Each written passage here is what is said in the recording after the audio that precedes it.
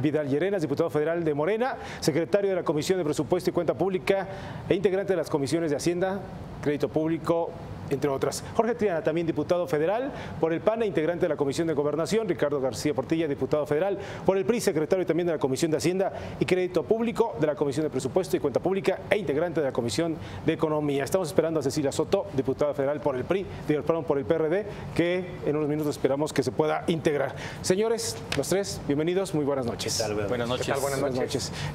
Diputado Llerenas, se dice que se lograron avances, pero en temas muy sencillitos. Pues sí, en realidad no están en lo importante, en las reglas de origen, en el capítulo 19, en el tema de inversión, y sigue estando pues obviamente el tema de que semana tras semana, casi día con día, hay una acción del presidente Trump contra México en una declaración, en esto que pasó con el tema de los Dreamers, etcétera. Entonces, por un lado hay pues un presidente que más que en una estrategia parece tener una obsesión de atacar a México.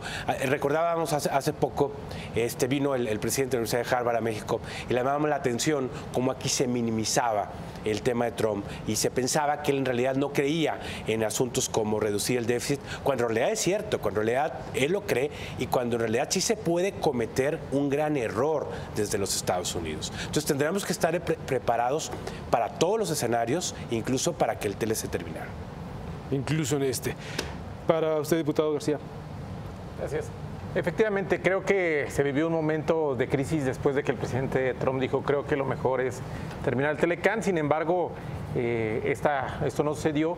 Y no sucedió porque a cada reacción del presidente Trump, que como dice mi compañero Vidal, no entiende, hay sectores que sí entienden y sí lo viven, como el automotriz, en donde inmediatamente lanzaron cientos de cartas diciendo que no era posible esto, y muchos otros sectores más, el agropecuario, o bien cuando habló de las reglas de origen, y también la industria automotriz de los Estados Unidos le señaló que esto no era posible hasta técnicamente, como determinar con una precisión el contenido de origen exactamente, o lo que le señalaron en materia agropecuaria o financiera.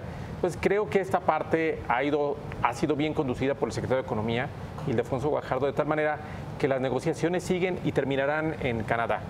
Yo creo que esta parte está clara. Creo que también ya no hay ese sentimiento de pánico. Está la parte, sí es cierto, que puede terminar el TLC, en donde se habla de que se pagaría un arancel promedio del 3.5%, 4%, dependiendo del sector, y de que existen muchas salvaguardas antes de llegar a este punto. Diputado Triana. Hay que recordar dos cosas. Primero, que nosotros no pedimos estar en esta mesa de negociación. Esto lo mencionábamos en nuestra primera mesa de análisis.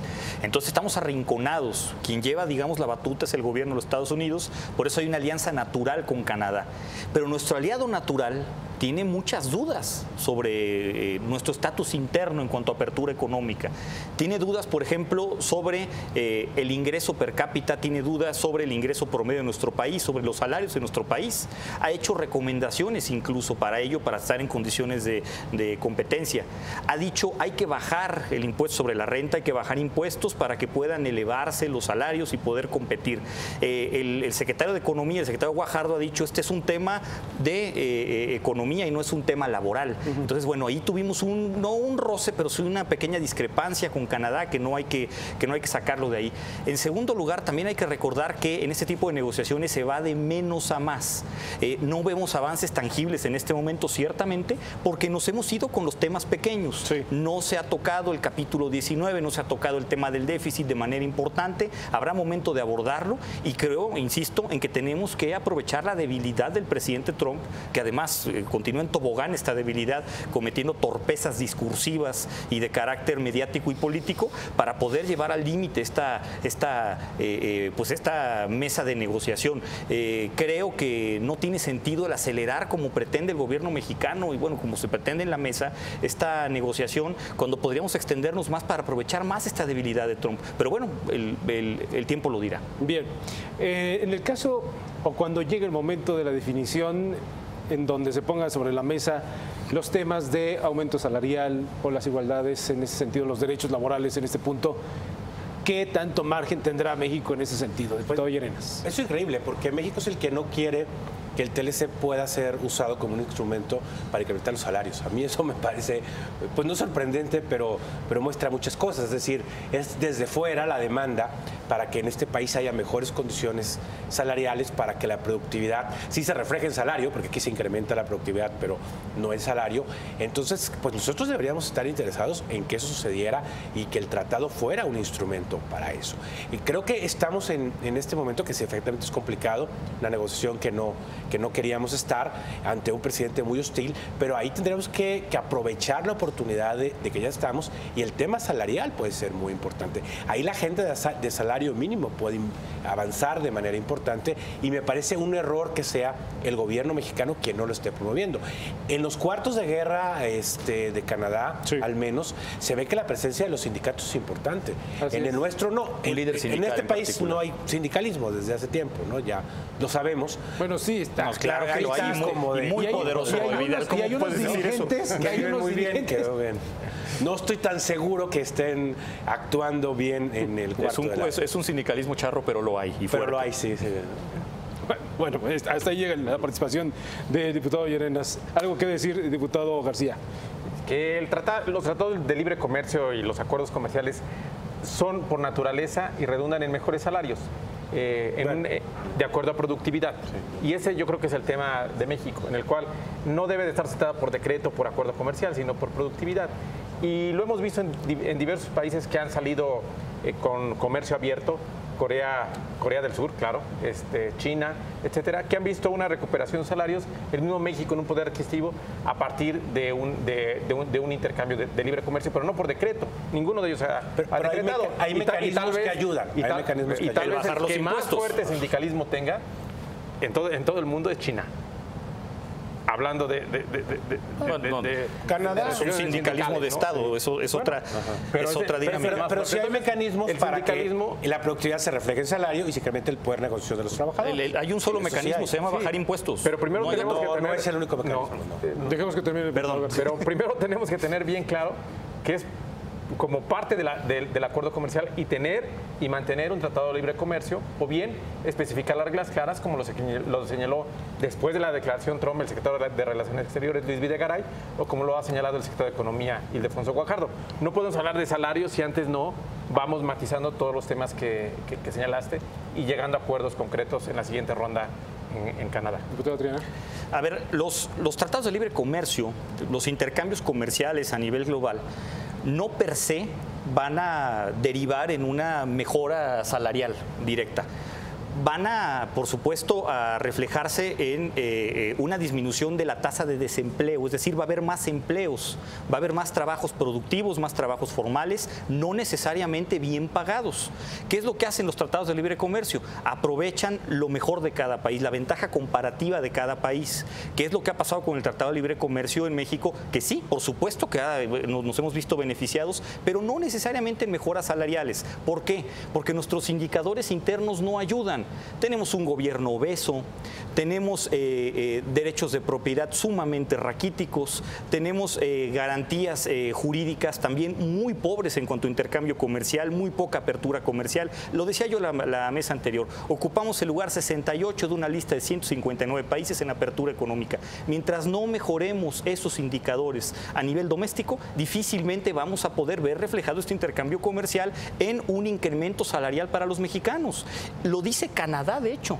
Canadá dice, a mí me parece increíble que México, para poder mantener estable su tasa de desempleo, tenga que mantener pobre a la gente. Y eso es muy lamentable. Es decir, todos tienen empleo, muchos en la informalidad, pero son empleos bajos y por eso se atrae tanta inversión, porque es muy atractivo por los bajos empleos. Nosotros invitamos por los bajos salarios. Recientemente en la Cámara de Diputados al mayor experto del mundo en esto, que es Dani Rodrik. Escribió aquel libro sobre globalización ya hace una década, creo que es el primera crítica desde el mainstream de la economía a la globalización. Y el tema es que tú tienes también que generar ventajas comparativas. O sea, el problema del libre comercio es que efectivamente se van a identificar las que ya tienes, pero pueden ser en sectores donde tu mano de obra sea no calificada, sea tu única actividad. Entonces tú tienes que tener políticas industriales para escoger también sectores donde tú desarrollas ventajas comparativas exógenas, en sectores de alta tecnología, de alto empleo, de calidad. Los países que lo pudieron hacer, Corea es el ejemplo, pero hay otros, sí tienen empleo de calidad, porque no dijeron abrimos el comercio y ya, sino abrimos el comercio, tenemos ventajas comparativas y hacemos otras ventajas comparativas. Si Corea se hubiera comprado el tema de ventajas comparativas, pues sería el primer productor mundial de arroz y en cambio es el primer productor mundial de teléfonos, por ejemplo, ¿no? Porque decidió tener una política industrial en ese tema. Sí. Bien, casi 3 minutos, casi para cerrar, pero diputado García. Aquí es muy importante lo que acaban de mencionar, es condiciones estructurales, es decir, necesitas educación, necesitas derechos de propiedad bien definidos. Estado de Derecho. Necesitas regulación bien definida y creo que México ha avanzado en esos temas de manera importante en estos últimos años. Las reformas estructurales ahí están, son una parte de ello, es el camino hacia estas condiciones que se llaman mis compañeros Vidal y Jorge, pero no es un cambio de un año a otro que se pueda hacer, ni tampoco se hace por decreto, ni tampoco se hace por firma comercial. Pero ya tenemos encima un hombre que se llama Trump con esta presión de los Estados Unidos. Y llevamos mucho con el TLC y nomás tenemos el TLC y no tenemos políticas para potenciar lo bueno y para compensar lo malo. Tiempo no tenemos, ¿eh? No hemos trabajado en nuestras ventajas. Tiempo no tenemos y aparte el legislativo parado en San Lázaro, señores. Bueno, nosotros no somos la mesa de negociación del TLC. Y ya mañana parece que habrá. Y no sé si aquí alguien vaya a estar en la mesa directiva. No, creo que no lo sé, pero a ver, están en este proceso. Cualquiera que los vea, dirán, bueno, están en este proceso, se les invitó para un tema del Tratado de Libre Comercio en ese sentido, pero están trabajando en una casa que se llama Cámara de Diputados, que en este momento no se ha definido una mesa directiva. Viendo hacia adelante. Nos recuerda al Congreso de Estados Unidos, por ejemplo, donde si quieres ver un Congreso donde de veras están tenidas las cosas de crisis parlamentarias hay en todo el mundo y hemos visto muy pocas en este país. Estamos en este momento crisis parlamentaria y en eso coinciden los tres. Eso no va a ser para siempre, no nos va a llegar un futuro en donde tengamos que definir cosas importantes y la Cámara de Diputados esté detenida. Yo creo que aquí ya se han manifestado las posiciones. La posición del partido ha sido que están tomando como rehén a la Cámara de Diputados para esconder un tema de corrupción en el caso del presidente del PAN. Los panistas. Y creo que ha sido muy clara esa línea. Aquí hay que ser claro, no es el tema, pero vaya, entremos al tema. Hay una intención clara, velada, del gobierno y del Partido Revolucionario Institucional por imponer un fiscal a modo, darle un pase automático para tener un garante de impunidad del sexenio que viene en aras de su eventual derrota, y nosotros nos reservamos nuestro derecho de ejercer cualquier tipo de presión para evitarlo. Bueno. Es un instrumento que utilizamos, el día de ayer funcionó, parece que mañana se destraba para la tranquilidad de todos. Parece que mañana se destraba y hago la acotación. Hay una iniciativa del presidente de la República, del Ejecutivo, en el cual este pase automático no existe y que está en el Senado. Tampoco es una fórmula mágica de que el PRI ayer se va a destraba, gracias. No, a veces no pasa como el Senado, que el PRI ponerlo del PAN, que ya no quiere ser del PAN. Con ayuda de Morena, por cierto, con el voto de Morena. El primor, ¿no? Muy bien, se nos termina el tiempo, señores. Hay que convocar para otra más, ¿les parece? Con mucho gusto. Sí. Gracias a los tres diputados. Y que nos den más tiempo, porque siempre nos quedamos cortos. Más tiempo, así será. Muy bien.